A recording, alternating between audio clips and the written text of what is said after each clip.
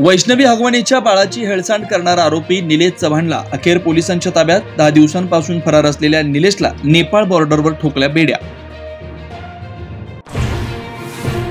हगवणे बंधूंचा मामा जालिंदर सुपेकरचा खोटारडेपणा. अवघड हगवणेंना दिलेल्या शस्त्र परवान्याच्या मंजुरीवर जालिंदर सुपेकरची सही, पण पोथरा आणि बार्दी पोलीस जबाबदार असल्याचा सुपेकरांचा दावा.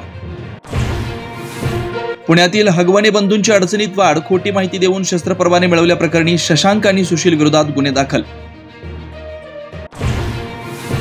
ठाण्यातल्या रवींद्र वर्मानं पाकिस्तानी एजंटला दिली होती तब्बल 14 युद्ध नौका आणि पाणबुड्यांची माहिती. हनी ट्रॅपमध्ये अडकून वर्मानं केली देशाशी गद्दारी.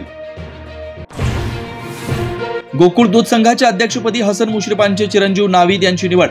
सतेज पाटलांना धक्का. गोकुळ दूध संघावर महायुतीचं वर्चस्व.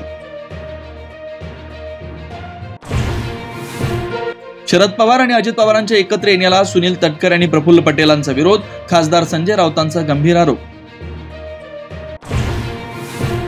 सरकारी महिला नोकरदारांनी लाटला लाडक्या बहिणींचा लाभ. 2652 महिला नोकरदारांनी घेतले 9 महिन्यांचे हप्ते. अपात्र असूनही लाटले. लाडकी बहीण योजनेचे 3,58,00,000 रुपये.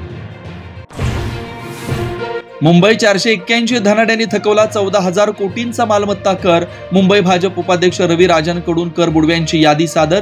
कर वसुली करा. रवी राजनचं मुख्यमंत्र्यांना पत्र. कोल्हापुरात 30 वर्षाच्या महिलेला साखळ दंडाने बांधून ठेवल्याचा धक्कादायक प्रकार उघड. कोल्हापूर पोलिसांनी केली महिलेची सोड. नीट बीजी परीक्षा 15 जूनला. एका शिफ्टमध्ये सुप्रीम कोर्टाचा महत्वपूर्ण निकाल. 2 शिफ्टमध्ये एकाच काठिण्य पातळीच्या प्रश्नपत्रिका असंभव असल्याचं कोर्टाचं निरीक्षण.